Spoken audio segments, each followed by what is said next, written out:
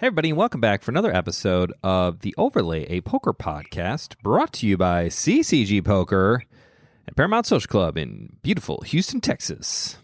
Hey, Brandon, how you doing today? Doing well. How are you? I'm fine. That was very formal. I liked it. I mean, I'm doing good. Good. Yeah. Yeah. Weather's changing. Yeah, I call it the reverse hibernation. So, like, poker players seem to go into hibernation in the summer, but then once the weather starts to get cold, just like the wildlings fear in Game of Thrones, those White Walkers come out, and the White Walkers are poker players, and they just show up. It's just cold outside. Bam, here they are. I mean, yes or no? Never did I think the first minute was going to be about White Walkers. Yeah, no, me neither. But it is. It is. That's what it's about. Sweet. Yeah, what are we doing today? It's poker season. We're starting to get into poker season. You have season. You have something. Last week we came out with top 6 most difficult premium hold'em hands to play, which is a mouthful to say. Basically, we picked, and it's not us; it's an industry standard that we think is pretty standard. Otherwise, they wouldn't call it industry standard.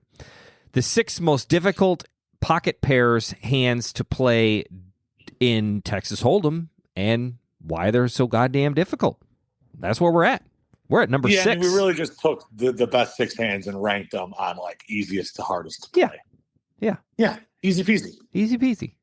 They're just not so easy peasy to play. Easiest or the hardest? Easiest of the premium hands to play, which is Couple of cowboys. For some reason, I have 10s stuck in my head, but 10s are the most difficult to play. Yeah, 10s are not easy. If 10s were easy, I'd be a millionaire. Okay? 10s are not easy. 10s are not easy. So that's the most difficult. So if you haven't listened to episode 71, check that one out, where we discuss the 6 most difficult premium hands to play and kind of why they're difficult. For the next 6 episodes in the mini-series of difficult hands to play, we're going to do top to bottom, right? No, bottom to top. Which way are we going? Easiest bottom to most difficult. Right. So the easiest premium hand to play is Pocket Kings. Bottom to top sounds hard because, bottom being kings, you think of bottom being 10s. Like, right. I think that's why I'm having trouble. As we go up, the hands become weaker. Right. But they become harder. Harder to play. Right. Yes. Somewhere along those lines. According to Wikipedia, Pocket Kings are the second best starting hand in Texas Hold'em. There is no other starting hand in Hold'em except Pocket Aces that are stronger preflop. However, just like Pocket Rockets, the Cowboys, and I'm air quoting, can also get you into trouble at the tables. Holy shit, if that's not the best description. Wikipedia definition of Pocket King. Who wrote that? It's like Stewie Unger wrote it out there. He's just like, I'm going to write for Wikipedia. It's great. A person, I've said this before, but a lot of colleges, they don't accept Wikipedia as like a source. I really don't want to talk about that because the difference between... Oh, yeah, that's right. This is a soft spot. It is, because the difference between you and I, when I was in college, the internet was not allowed to be used as a resource. Not a specific website, not like AskJeeves.com or Yahoo, or in your case, Wikipedia. We could not use the entirety of the internet. Granted, it was a lot smaller in those days, late 90s, early 2000s, so to give you a little idea of how old Ken is.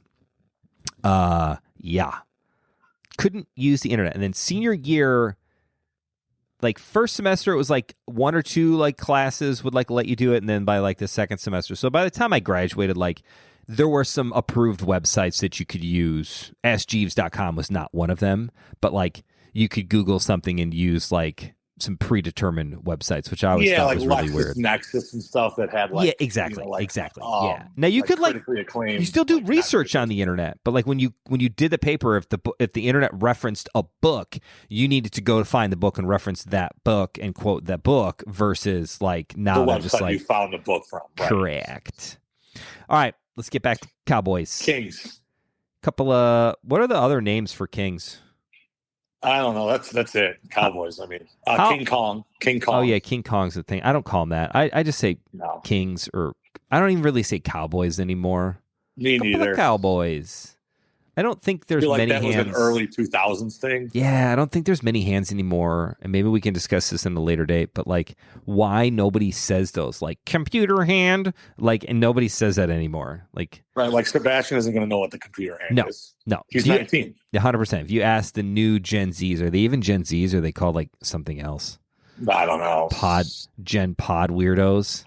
Yeah. No offense, Pod weirdos. All right, Kings. Brandon, how do we play Kings? Where are we starting? Yeah, okay, where do we start? I think we're going to go. I feel like this whole entire series is more for the tournament side of things, right? I mean, I don't know. You're our expert. You tell us. It is. Okay. These are really the 6 most difficult hands to play in tournaments, in MTTs. It applies towards cash games, or some of the theories applies to them, but cash game is its own different thing. We're kind of referencing from the start here that this is predominantly supposed to be idea of it's a tournament. At some point, you need to accumulate all of the chips in order to win. Correct. I mean, Kings can be played, in a one-sentence cash game sum up. Kings can be played any kind of way you want to play. Correct.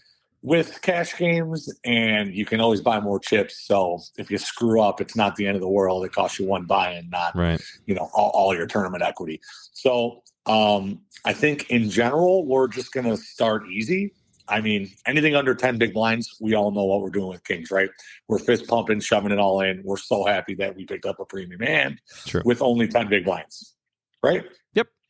True. Sweet. So no argument. No argument from me there.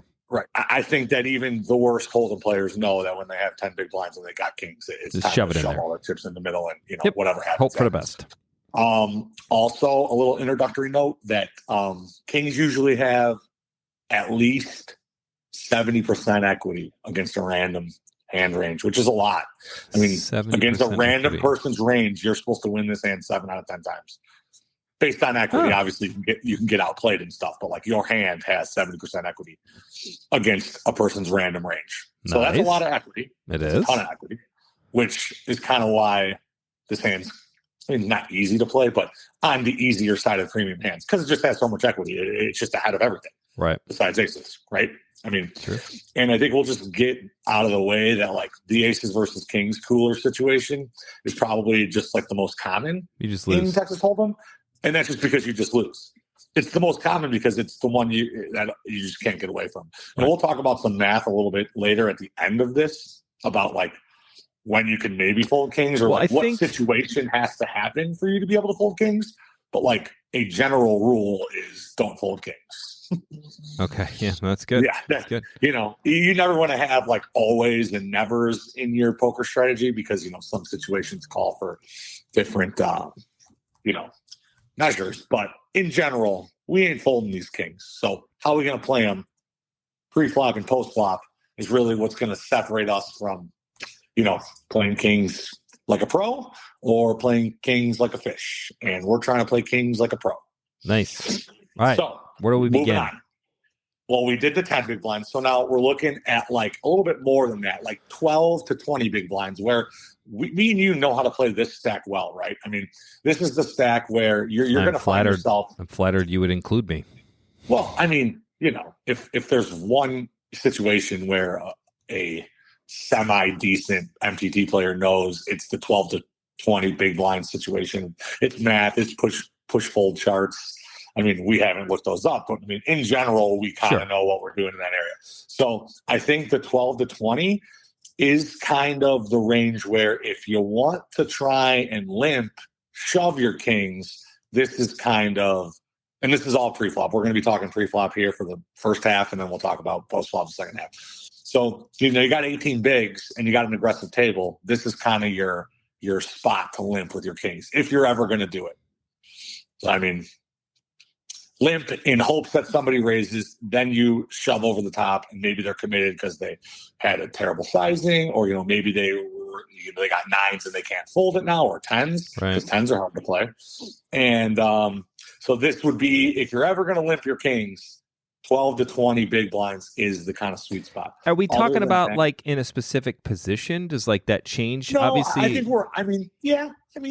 The idea is, I think we're talking about this is a little trickier play that you're trying to induce, like, somebody to steal. Right. You're limping that you're weak and that you're trying to see flops with 20 bigs and connect and then put all your chips in the middle when really you're laying in the wig with kings and you go, ha ha ha, I'm all in.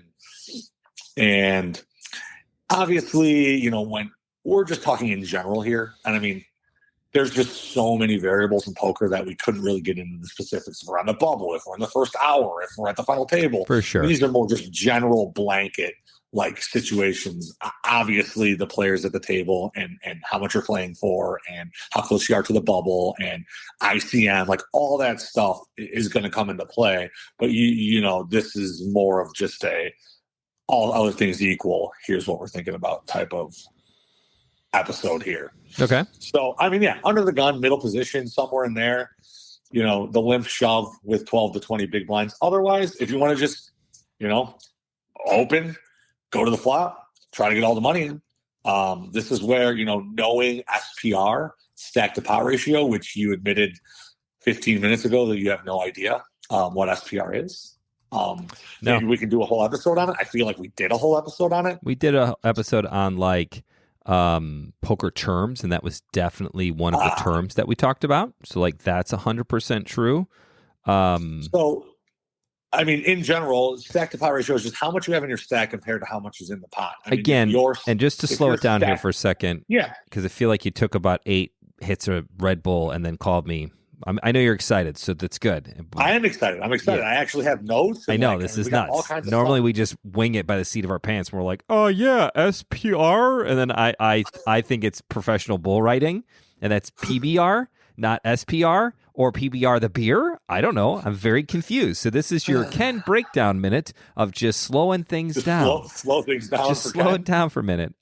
You had mentioned earlier, so I'm gonna give my layman's term, and I'm hoping it's right. Stack to pot ratio, where you were like, oh, hopefully a guy misses his stack size or his sizing bets. You end up going all in with your kings that you were laying in the weeds in that 12 to 20 big blind range, where you were hoping this exact scenario comes. The guy bets, you can 4-bet. That's a 4-bet, right? No, I'm 3-betting. If you limp and then he opens, that'd be you 3-betting. Sweet. I 3-bet this gentleman. I'll get some of these terms right eventually.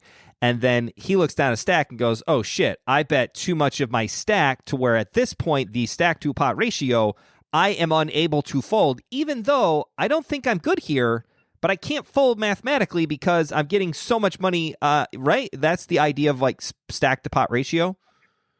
The screw up you meant? You're close. Damn it, I was close. All right, give us the real reason. Well, no, you're right. But I mean, though, that's not really stack to pot ratio is more post flop, right? It's more. It's not really the pre flop. That would just be like your pot odds. Like you now put so much into the pot. Now your equity. You know what I mean? Gotcha. So you kind of mix. So you're right. Give me stack to pot ratio. It's the same math. Right. Like the math is to get the answer is the same math, but it's like stack to pot ratio is obviously you're going to get your kings all in the middle when the pot's 20,000 and you have 10,000 left, right? Because that's a 0.5 stack to pot ratio. Your stack is half of the pot, 0.5. The smaller it is, the wider you're going to stack off with. I mean, if it's 30,000 in there and you have 10,000, now the SPR is 0.33. If there's 40,000 in there and you have 10,000, now the SPR is 0.25. And as it goes lower and lower and lower, your stack off range gets higher and higher and higher because you just don't have that many chips left compared to the pot. Right. Vice versa, if you have 100,000 in chips and there's 10,000 in there, well, now the SPR is 10, right? Because you have 10 times as many chips in your stack than is in the pot. Well, you're not just going to stack off with kings instantly in that scenario because your SPR is 10 as opposed to our first example, it was 0.5. So understanding the concepts of stack to pot ratio is what's gonna help your game out. And I mentioned to you on the phone before this episode that a lot of playing pocket kings correctly is having a lot of your other parts of your game set up correctly, and without having a 3-betting range that has more than aces, kings, and queens in it. I mean, if you're 3-betting only aces, kings, and queens, it's going to be very hard to play your kings compared to when you mix in Jack 10 suiteds and 9-8 suiteds and King Jack suiteds and other stuff like that. Because the balance, because then you're setting yourself up to get max value with kings because your opponents don't necessarily believe you, right? Whereas it's a lot easier to believe an old 80-year-old guy when he sat there for 5 hours and now he's stacking all his chips in the middle. Well, I mean, seems like he's probably got kings, so I'm going to fold queens and save a bunch of chips. So SPR, and this means a lot when you have, in this middling 12 to 25 big blind range where you're not short stack, but you definitely are going to be getting all your chips in the middle with a hand as premium as kings. Mm-hmm. You're going to be trying, and if you are going to go to the flop, you're going to be trying to build the pot so the SPR is somewhere near or under 1 by the river where you can shove for a pot size bet. So you need to be, sizing correctly when you have these exact specific 12 to 25 big blind stacks. You want to be 2.5xing it pre-flop, and then you want to size it up. So if you're going to have 30,000 in your chip stack on the river, you want the pot to be somewhere around 30 to 40,000, so you can shove for that correct amount on the river to give them the right price to call with worse hands. Where you don't want to screw it up and you only have 5,000 in the pot when you have 30,000 on the river, because now how are you going to get all your chips in? Right. So that's SPR in this middling range. And I mean, we're talking about a specific situation here, but it is important to, understand your bet sizing and what you're trying to do. With a 20 big blind stack, you're trying to get all your chips in the middle with kings. Whether it's pre-flop, whether it's post-flop, how is the best way and path to get your 20 big blinds the most out of this? Kings, correct. Because you're never folding. So that's, get that out of your mentality.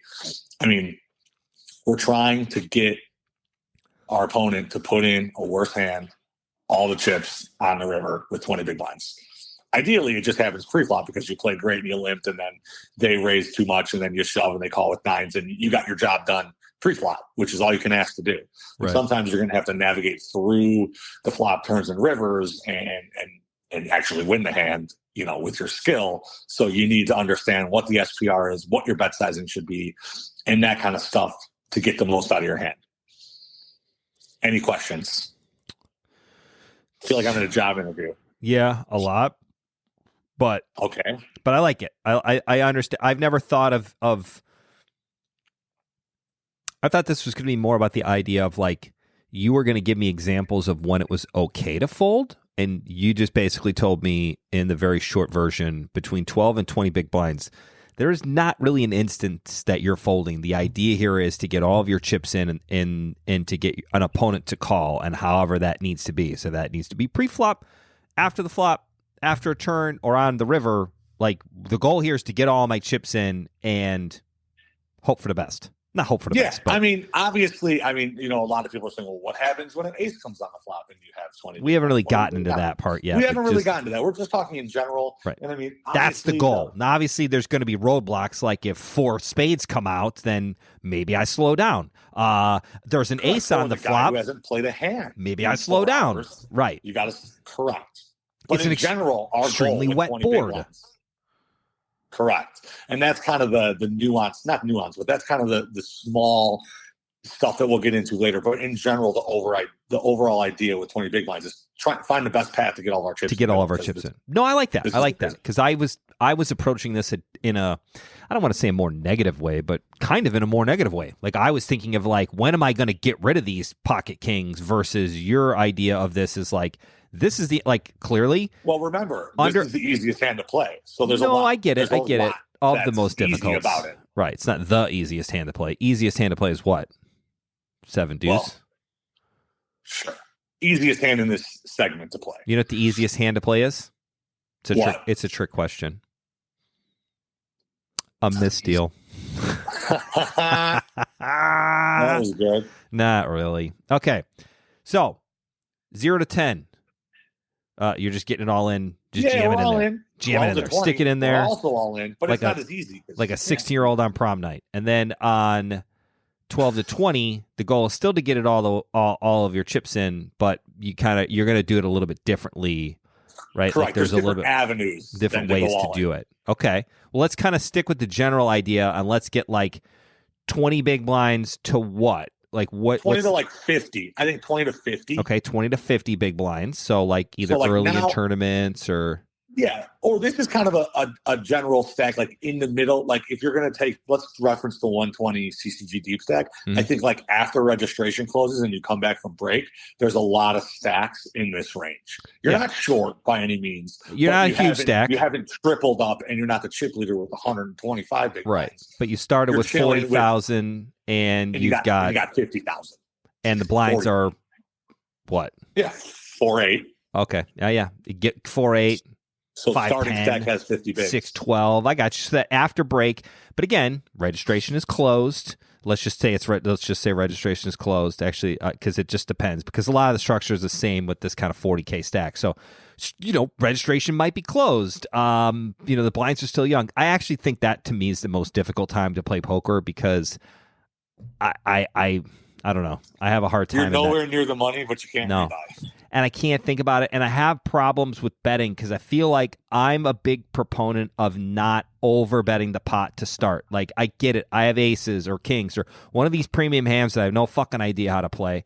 But, and the blinds are 800. And it's like, and then I see people that are like, and I won't say who, like a specific person in the free roll that we recorded the other night or the other weekend. And like the blinds are like 4-8. He's got 30 big blinds. 40 big blinds, and he just like rips all in. And it was like one small bet. It was like somebody raised to like 2,000, like not 2.5, not even 2.5. And the guy just like snap all ins for 10x. And I was just like, what?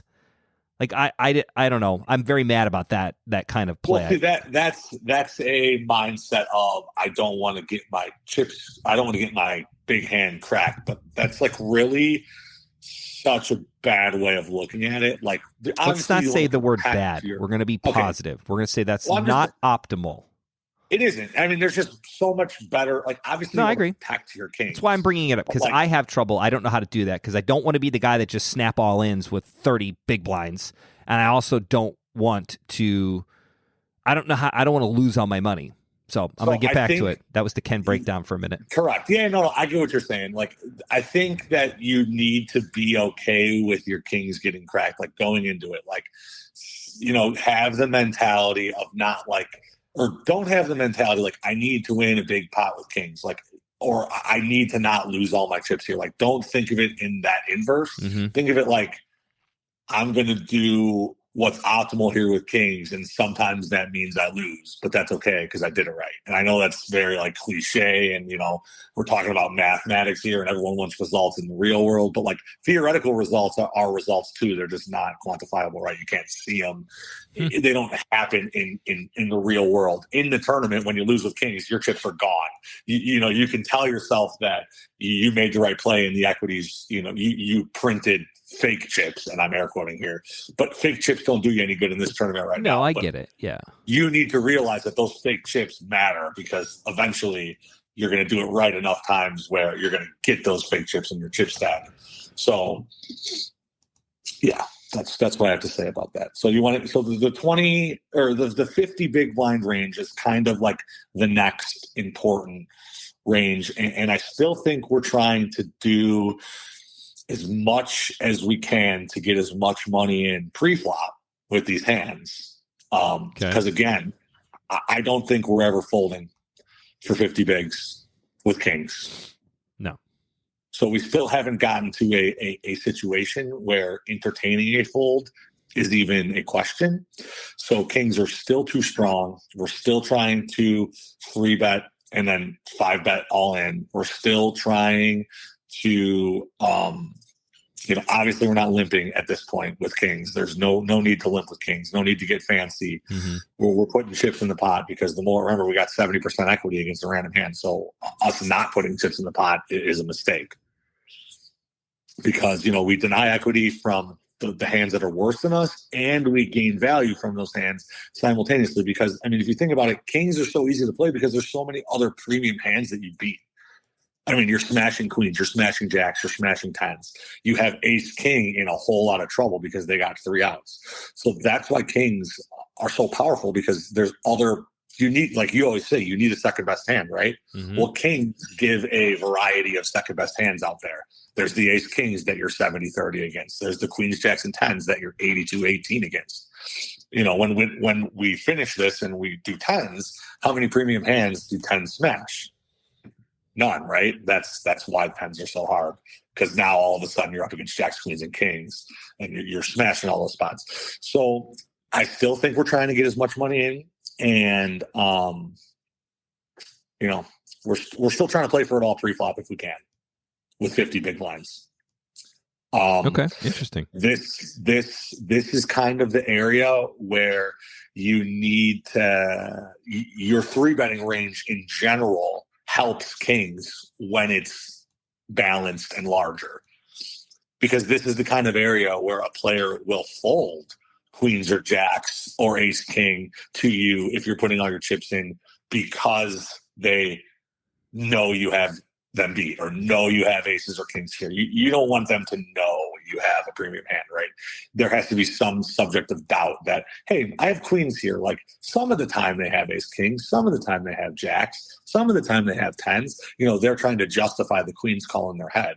Well, when you're staring a guy down who's never put the chips in and he's been folding for 5 hours, it's pretty hard to convince yourself that they could have jacks or tens. So right. Having a balanced 3-betting range will help you play kings easier because you're balanced. Does that make sense? Yes. Sweet. It does, for the most part. So, I mean, for the most part. I mean, in general, right? I mean, this is all in general. Yep. Each hand is, you know, you can't teach an individual hand because there's so many factors that we have no idea what's going on. That is up to you to be able to figure those out. So we've talked about 10 big blinds. We talked about 20 big blinds. We talked about 50 big blinds. So now, you know, we've said, get them all in, get them all in, get them all in, right? That's kind of what we're saying. Well, now we get to like the 80 to 100 big blind range, which these are the kind. Can you give me an instance of when that happens? Well, it's when you're chip leader. No, I would not have. That would not have been in my guesses. So I got you. You're the chip leader in a tournament. That's what we're discussing. Chip leader in the tournament, okay. Or, you know, you're in a very large buy-in tournament. I would say like 1,600 plus, and you're in the deeper stages of the tournament. There's a lot of 180 to 120 big blind stacks there. So I would say if you're in the top, maybe, you know, 1, 2, or 3 stacks in a CCG tournament or a Paramount tournament, that would be you. If you're a top 5 stack, you're probably going to have around 100 bigs. I would say if you're playing a large field event, you know, the top, you know, 5% of the 1,000 remaining will have this many chips. Well, that's 50 players in the tournament. That's a lot. Mm-hmm. So, you know, and I'm trying to tier this more towards CCG, but you're going to be more in this situation. Like, I was sitting in the main event with 100 big blinds for a day, you know? Right. So, I mean, obviously when you get to 10Ks and stuff like that, you're going to have a lot more people with 100 bigs because of the tournament structure and such. But yeah, well, we'll say if you're a top 3 or top 5 stack in a CCG tournament, you're probably sitting around 100 big blinds, 80 to 100 big blinds. So in this spot, we can now go back to playing kings a little more conservatively. And I don't mean more conservatively like limping or you know, just like folding. Obviously, I'm not talking about that. But you can limp in with kings if you have like a very aggressive person to your left, or if there's a bunch of people seeing flops. You don't really want to raise with kings and then go 5 ways to the flop, right? That's kind of a nightmare. That's kind of the hardest way to ever play kings is multi-way flops. The more people you enter with wide ranges, the harder it is to play. Because it's still just a pair. You want to be up against a guy with a strong range and against one opponent with kings, because then they got queens, jacks, or ace king. I mean, obviously they have aces sometimes and you lose, but I mean, we're talking about all the positives here. And you want to be up against those hands because it's pretty easy to play. You know, they don't hit their set and you're going to win a whole bunch of money off of them. Right. So if you're at a table that is going 4, 5, 6 ways to the flop, because you got a lot of deep stacks, so you got people trying to see flops. I mean, I feel like the 3-roll that we recorded last week. There was a lot of 3-4 way. There's a lot of limping, a lot of people seeing flops, right? I mean, we talked about that. So this would maybe be a time where you don't raise your kings because you don't want to go in a single raise pot 5 ways to the flop. Maybe you limp and then hopefully somebody, squeezes or isolates or puts out a big raise to try and take down all the limpers. And that's when you can pounce with your queens or with your kings and play it a little more. And at that point, you're just happy taking down all of that dead money pre-flop too. I mean, when you have 80 big blinds and you limp and another guy limps and the guy makes it 5x, and then maybe somebody calls in there because they got a decent hand. Well, now you rip it all in for you make it 40 big blinds. You just, whatever you want to do, you're going to take down a hefty pot pre-flop because you played kings the right way, as opposed to limp, as opposed to just single raising with them. Everybody going to a flop. Flop comes 4, 5, 6. What do you do now? Who knows? Because I don't know what to do. Yeah. So, now when we get up over this 100 big blind range, now we have flexibility to kind of play kings however the table, tells us to play the kings. And that's going to be, dependent on, what's going on at your current table at the current time. So what do you got? You got anything about kings? I mean, you said 100 big blinds. You have no idea what you're doing in this, right? I don't. No. So, for 100 bigs, you're, again, avoiding 4 to 5 way flops where the ranges are wide because it's hard to navigate and put you in a difficult spot. And then maybe this is why it's the easiest, because I feel like when you have kings, no matter kind of where you're at in this spectrum, under 10 big blinds, 10 to 20 big blinds, 20 to 50 big blinds, 50 plus, meaning like you're in the top 1 or 2% stacks of the tournament, basically the same kind of thing happens. Like, it's typically like the chips are going to get all the way in with kings. They're that good. And you're really never folding them, especially since you have 70% equity versus a random hand. The only time you really want to kind of stray away from things is multi-way pots. So really with kings, no matter where you're at in the spectrum of chip stacks, right? I mean, yeah, right. You're trying. Yeah, you don't want to be in a multi-way pot. You want to isolate and get down to one person, and then that's really or it. Two. A 3-way pot's fine, but we're definitely 4s, 5s. 3-way pot is fine once you are in those top 2 kind of ranges, meaning like you got chips to actually play with, right? Like, I don't want to go 3-way flop when I have 10 big blinds. That sucks. No. Correct. I mean, you're spot on there. I think that. Just avoiding the only ways kings are in tough situations is like those where you're deep and you're seeing a lot of people with wide ranges, and then they're hard to play because you feel like you're either stacking off with one pair and they got you beat, or you're winning small pots, right? With just taking down your kings. And that's kind of the kings where we don't want to see. I think that also kind of a higher level play is, in order to like keep your range uncapped, and I mean that's another one we can do a whole episode on, but it's very important to have your range uncapped, meaning a capped range means like, oh, well, they can only have this certain amount of hands. And I think just calling opens with kings when you're this deep and not 3-betting, it saves yourself from the 3-bet and then the guy 4-bets, and then you 5-bet, and then he 6-bets all in, and now you're calling off with kings, which is kind of puke worthy in general to get in the 100 big blinds in a 6-bet with kings, because their range is probably aces and kings. So you avoid that potential nightmare by just calling, and you also keep your range uncapped, because they know if you're going to 3-bet every single time you have kings, well then they can discount kings when you just call. Oh, he just called. He's probably got Jack 10. He never has the top of the top but you can uncap your range by just calling there sometimes and seeing a flop, because you're so deep, because you can navigate, because you can play correctly pre-flop, because your hand's so strong. You don't need to relentlessly pound. So I think, as we're finding out here, when you get over 100 big blinds, this is where we're kind of talking about, I don't want to say like, it's more like a cash game with kings, right? Your options are endless. You have 4 different roads to go down and different lines to take, and you're going to need to choose the best one based on your table. I mean, we're still getting in a bunch. I mean, if somebody's willing to get 100 big blinds with me with kings, unless it's a guy who's, only got aces or kings, it's still worth it. So I think we can just segue right into the math of folding kings. And, we've talked about never folding kings for 100 big blinds. Well, when is it mathematically right to fold kings?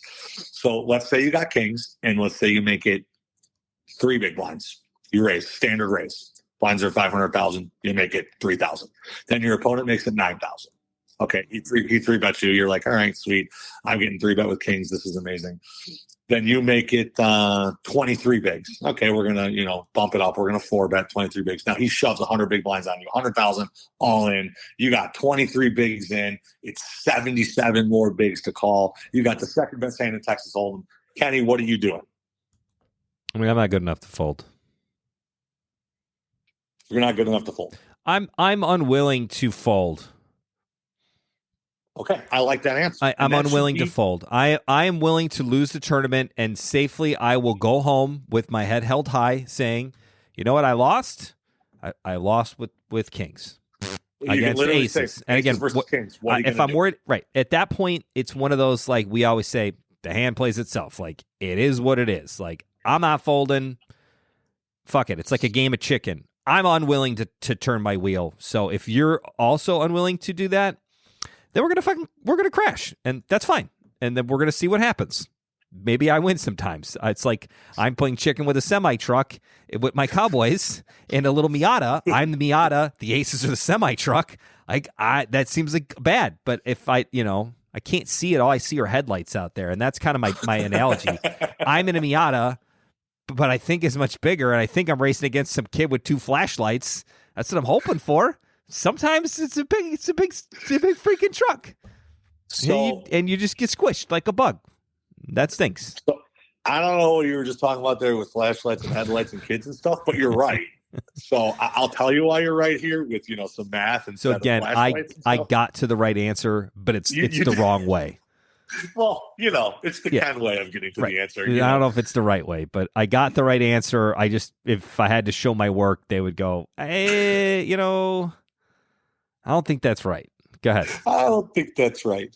It's like you cheated because you got the right answer. I didn't cheat. Yeah, this is just my weird Ken way. You don't need to do it like that. Just do it this way. So if in this exact instance, 77 more thousand to call, and the math backs it up, as long as they have a single other hand in their range, short of aces and kings, you're supposed to call. So there's one combo of kings left. I've never thought about that. Slow down. Say that. I'm slowing down. Yeah, say it again. I'm going slow. You want me to say what I just said again? Yes, say what you just said again, but slower. I forgot what I just said. Okay, I got it. So as long as the player has any other hand in their range besides aces and kings, it's the correct call. So the only way it would be an incorrect call is if you can tell me that the guy's range is simply the one combination of kings left because you have kings. So the only other combination is the one combo of kings and then the 6 combos of aces that are out there. If he has one of those 7 combinations of hands, if he only has one of those 7, the 6 combos of aces and the 1 kings, then it's a fold. If they ever have ace king, if they ever have queens, if they ever have ace king suited, whatever, if they have any other hand in their range, the math swings to a call, even for 100 big blinds. So that tells you right there how sure you have to be to fold kings, because mathematically, it's probably incorrect to fold. You have to be 100% sure they have aces. They can't have anything else. Ace, king of hearts, can't have that. Queens, they can't have that, because if they ever have that, then you're supposed to call. And I would say that the majority of players, no, it's interesting. The only reason queens have ace king in their range. Yeah, I've never thought of poker that way, and I think that's why I like it. I've never thought of the only way I can fold here is if I can't put him on his only hand that he could possibly have and make these moves is aces. Is he capable of doing this with ace king or kings? Maybe he's got the other 2 kings. Maybe he's got queens. Maybe he's a suicide bomber and he's got 10s. I don't know. Correct. But you got to be able to look at your opponent, base the things on what you've watched at the table So I guess that question gets super difficult. Let's throw in a weird scenario. Let's say you just got your table broke. You were in the room at Paris. You got just moved to the shitty room in Bally's, which I really hope they improve on. Get into Bally's, you sit down, and your first hand, as you're unracking your chips, you look down, are 2 black kings. And that same scenario comes out where there's a bet, a 3-bet, a 4-bet, 5-bet, all in, and then you're looking at your chips going, what do I do here? You don't have any information to make that. At that point, as you just say, I guess just fuck it. If I lose with kings, it's a better story. I'm always looking for a good story, so that's my problem. Well, yeah, I mean, if you want to bust the main, it's kind of aces versus kings. I mean, it's a good way. Nobody's gonna be like, "Oh man, you should have folded kings." You're an idiot. Right? Come on, dude. Wait for a better spot. No, I'm telling you, the math literally says, even with, and this is, think of it this way: this is an extreme situation. This is 100 bigs, and this is only aces. This is the only way you should ever fold. So when we're talking about anything less than that 30, 40, 50, 60, 70 bigs, I mean, the math becomes even greater. I mean, really, we're saying the only way you can fold kings is if you're 100% certain the guy has aces. And there has to be a very specific player type. Even the nits, even the tight guys. Right. Queens are one of the hands the tight guys love. The tight guys don't play many hands. Queens are in that range of hands they play. So basically, moral of this story is the math's telling you not to fold. And then we're telling you not to fold because it's a good story if you do bust aces versus kings. So it's like a win-win. It's a win-win. You can't lose. Or you lose and you got a story. Right. You can't lose. What did you pay for? So, I paid for a better story is what I paid for. And you'll hear poker players, Daniel, I've correctly folded kings. Or I folded kings pre-flop 4 times and I was right all 4 times. But in that scenario, those were probably the correct times where he knew, right? He could only put the guy on one hand, and that one hand with aces, and you can't go up against it. You just can't do it. Doesn't work. Doesn't work. So that kind of takes us to the wrap on the pre-flops. Holy shit! We're just through pre-flop. Well, the post-flop's pretty easy. This is what makes kings easy. The I didn't know this was all pre-flop. I gotcha. Or this is pre-flop and post-flop.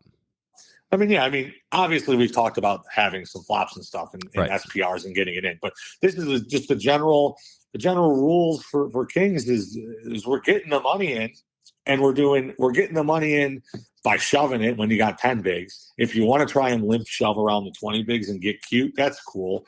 But I mean, anywhere in this 50, 80 bigs and under, we're just trying to pile as much money in as we can. Get it to heads up, get it to 3-ways. Obviously, see a safe board because so many times you got kings and ace comes up there and then you're frozen. And that's what we're going to talk about right now.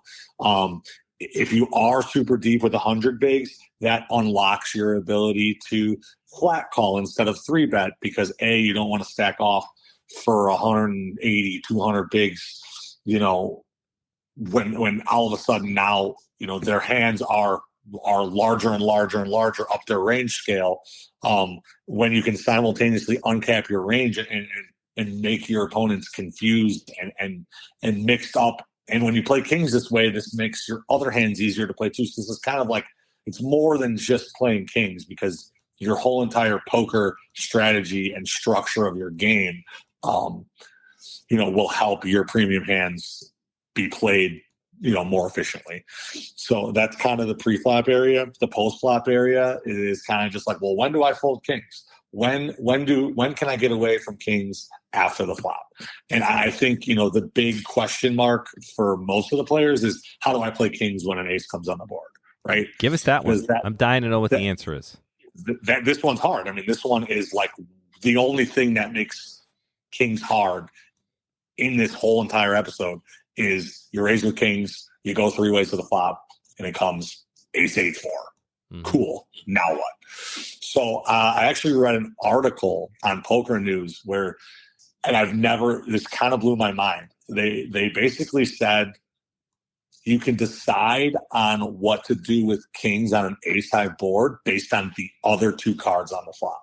And when you're holding kings and you see an ace, you're just tilted because the ace comes. How often do you ever pay attention to the other 2 cards? Never, right? Yeah, well, never. Now you're gonna start doing it today because they basically, said a general rule is the more connected and the wetter the board is with the ace, the more likely you're going to want to be betting and c-betting with your kings, because the player is more likely to have other things connected to those other two cards, which kind of blew my mind. Yeah, I've never thought of that. Ace, nine, deuce, rainbow, that's a spot where we can maybe check our kings, because their continuing range is probably going to be full of aces and not much else. The nine and the, you know what I mean? And we played a raised pot, so the wheel 3 4s and 3 5s and 4 5s, those aren't in their range. So, you know, when it's ace, nine, deuce, rainbow, okay, cool, let's check. We can check because that strengthens our checking range. We have a kings. We have the second best pair on the board in our checking range. That keeps us uncapped. That keeps our opponent on their toes. At the same time, we're not going to get value from much besides aces. When the board is ace, 9, 8, 2 hearts, maybe now is the time where we should be c-betting and putting more chips in, because there's more hands that they're going to continue with that don't have an ace in them. Right. And I've never thought of it that way. And that's kind of crazy to think about. No, I mean, do you agree? Do you have anything? Are you going to say anything, or no? I'm kind of learning for once, and that's not something that happens very often in my house. Oh, because you're smart, or because I mean, I like to think of myself as the smartest man, typically in every room I walk into. I mean, currently I'm the smartest man in this room. Now, I was about to say you're the only one. I'm the only one in the room, but still, I would still give myself a top, pretty high rating. Right. You could beat kings. You only got aces in the room you're in. I mean, sometimes that Miata stands up to that semi-truck and it gets through. It's not often, but it happens. So, ace high boards, look at the other two cards. Try to find some hands in their range where they'll put chips in that don't include an ace. You know, if it's 9, 8 of hearts, well, you got the jack tens, you got the queen jacks of hearts, you got all your heart draws, you got all your gutter balls, you got all of your, you know, combo draws. And I mean, again, you know, they have a lot of equity against you, but these are the hands that you want to still get value from your kings on an ace. And I think it's pretty safe to assume that when an ace comes, your visions of getting it all in fist pumping are pretty much dead. I mean, that is the catch-22 with the ace on there. No longer is your hand so strong where you're comfortable betting, or, you know, you're no longer taking this pre-flop approach of, I'm trying to get as much money in here as possible because I got kings. That kind of gets thrown out the window. Now we're navigating the hand of, all right, you know, an ace came out, you know, they definitely have some aces in their range. How am I gonna get value from hands that don't have an ace without getting soaked from all the hands that are an ace? And you know, continuing on boards that have connectivity and are wetter with the ace is going to help you get some value. And I mean, a lot of times you're going to go check, check, turn, and check, check, river. And obviously it helps when you're playing in position, but I mean, you can't really control that with kings. You're going to play kings if you're in position, out of position, any position, we're playing kings. So, you know, you're just going to have to be more aware that, you know, they have all their stuff but aces. And when they don't, this is a great time to just lay them down. Yeah. And, you know, maybe they have kings. Maybe they have queens. You're right. Maybe they have Jack 10. I mean, maybe you can see if, you know, I've never thought of it. Typically, all I ever think about when I have kings is no ace, no ace, no ace, no ace, no ace, no ace. Fuck, ace. I don't. It's like the other two cards don't exist. All I see, it's like the window card, and that's it. And I don't see anything else. And that's all. Game over, folks. And then I'm like, mother, blah, blah, blah, I can't believe I lost with kings. I'm gonna blah blah blah. Was a. That's my poker talk for what happens.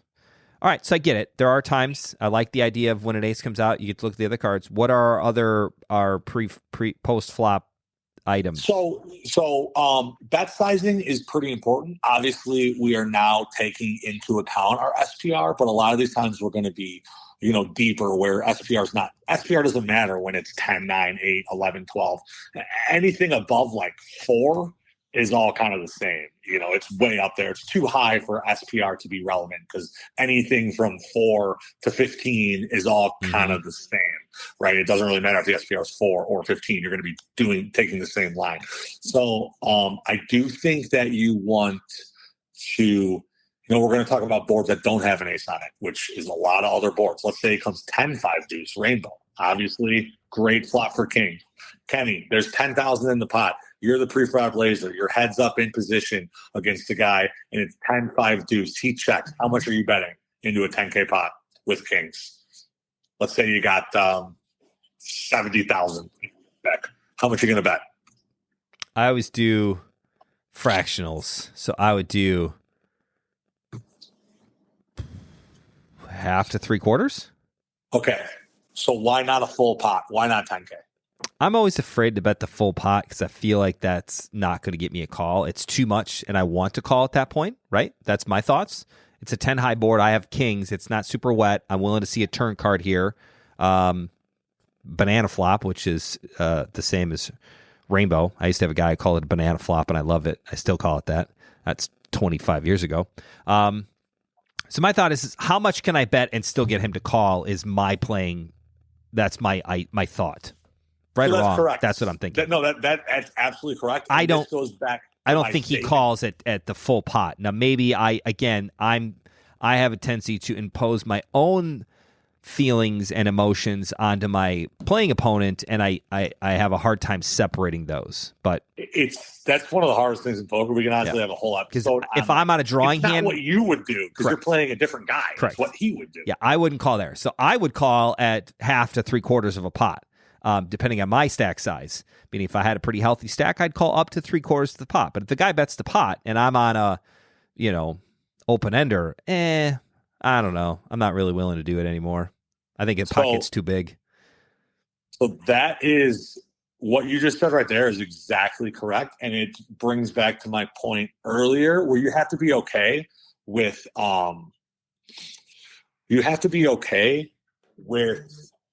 losing your kings going down in flames. If it's 10-5 deuce, you want 3-4 to continue. You don't want to price them out. And like you said, I open ender, full pot, I'll just get rid of it. Well, what happens if you bet full pot on 10-5 deuce, the only hands that end up continuing are kind of hands that have you beat. Right. You don't really want them to play. You don't really, because by the end, if you go pot on the flop, pot on the turn, all in on the river, the only hands there ever happen is pocket tens, pocket fives, pocket deuces, and hands that I can't beat. Right. So you want to bet smaller because you want to invite in hands that you're currently beating.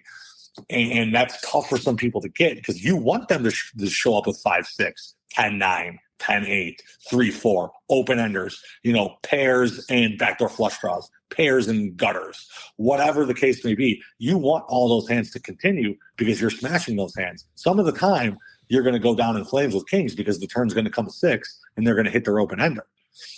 But you need to be okay with that because of all the other times the turn comes to queen. And you're going to get paid off on. And you get paid. And then, okay, so the turn comes to queen. You bet half pot again. They're like, nah, I'll come along with 3-4, my open ender. And then the river comes to brick and you check back and win, or you bet again and they fold. And all those times make up for the times when they smash you on the turn or smash you on the river or continue with 10-8 and the river is just an 8 and they make 2 pair on you and then they get value from you.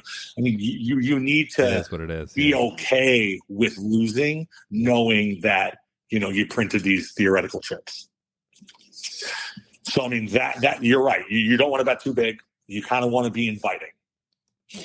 And then I think really the last thing we need to talk about is and we talked about ace high flops. We talked about dry flops, and you don't want to bet too big because if you bet too big, all of a sudden you're narrowing their range down to a range that beats you. What do you do on like the coordinated flops, the 6-5-4s, the 10-9-8s, the flops where sure there's no ace, but those are also not the easiest. And those, I think it's a general rule, just to err with caution. It's okay to check back in the 3-way pot on 7-6-5. Okay, you don't always need to protect your hand. You don't always have to. You can lay in. You can lay in the weeds a little bit, and you can play small pots with kings. And again, it's like playing aces in PLO. Sometimes you're okay with just seeing the flop. It's very funny you say it, because when I get away with it, right, I get aces in PLO, I'm not that excited. I get aces in Texas Hold'em. I mean, it's a whole different feeling. It is, but you need to be aware that when you raise in middle position and the small blind comes along and the big blind comes along, and it's 7-6-3, 7-6-4, right. 9-8 deuce, all these flops that kind of hit your opponent's calling range from out of position, from the blinds, from those situations. Well, you need to check back your kings. You need to play your kings kind of slower because it uncapture range again, which makes it so you don't only have those hands. You can have hands like kings and you're checking back. And also, you can just give up sometimes when you don't get put to harder decisions, because what happens on 9-8-4 when you see continuous kings and then you get raised from the small blind? Well, now you're in a tough spot. We're only on the flop. We have 2 more streets. You have 1 pair, right. And we're deep. And so you can avoid those spots by saying, I'll pot control. I'll check it back.